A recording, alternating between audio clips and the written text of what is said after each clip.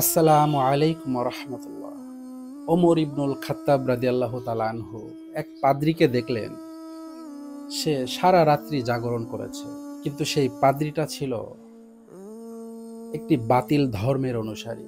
তো এটা দেখে ওমর রাদিয়াল্লাহু তাআলা আনহু কান্না করতে থাকলেন। তাকে জিজ্ঞাসা করলেন, হে আমিরুল মুমিনিন, আপনি কেন কান্না করতেছেন? তো ওমর রাদিয়াল্লাহু তাআলা আনহু বললেন যে, আমি কান্না করতেছি এই কারণে, ওই লোকটা বাতিল ধর্মের অনুসারী, কিন্তু সে সারা রাত্রি জাগরণ করছে, ইবাদত করছে, কিন্তু এরপরেও সেই লোকটি জাহান্নামের আগুনে নিক্ষিপ্ত হবে।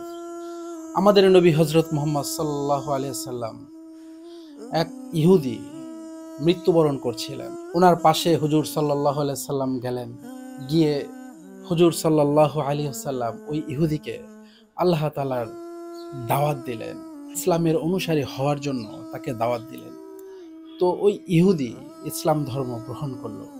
রাসূলুল্লাহ সাল্লাল্লাহু আলাইহি ওয়াসাল্লাম অনেক খুশি হলেন এবং আল্লাহ তাআলার দরবারে শুকরিয়া আদায় করলেন এবং এটা বললেন যে, সেই মহান রবের শুকরিয়া যিনি আমার মাধ্যমে একটি লোককে জাহান্নামের আগুন থেকে রক্ষা করলো। সুবহানাল্লাহ। আর আমি আপনি কি করছি?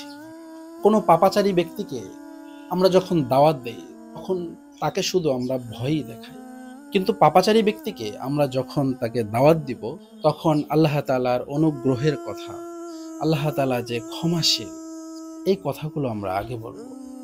আল্লাহ তাআলা যে প্রতিশোধ পরায়ণ, এই কথা আমরা ওই ব্যক্তিকে বলবো না, তাকে ভয় দেখাবো না। প্রথম অবস্থায় আমরা তাকে বিভিন্ন ঘটনা শুনিয়ে তাকে দাওয়াত দেব যে, আল্লাহ তাআলা অমুক বান্দাকে সারা জীবন গুনাহ করেছেন, এরপরও তাকে ক্ষমা করে দিয়েছেন।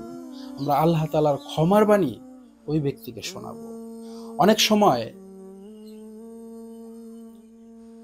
এরকম অনেক ব্যক্তি সমাজে আছেন, তারা কোনো মানুষ যে আল্লাহ তাআলার পথে আসবে, সেই পথে বাধা সৃষ্টি করে। সে মন থেকে চায় না যে এই লোকটি নামাজি হোক, এই লোকটি জান্নাতি হোক। কোনো পাপাচারী ব্যক্তি যদি জান্নাতে চলে যায়, আল্লাহ তাআলা তাকে ক্ষমা করে দেন, এর মানে কিন্তু এটা না যে সে আপনার জান্নাতে চলে যাবে, আপনার ভাগে কোনো কম পড়বে না। তাই মানুষকে আল্লাহ তাআলার রহমতের কথা, আল্লাহ তাআলার মেহেরবানির কথা বলতে কখনো দ্বিধাবোধ করবেন না, কারণ আল্লাহ তাআলা ক্ষমাশীল, তিনি ক্ষমা করতে ভালোবাসেন। সুবহানাল্লাহ।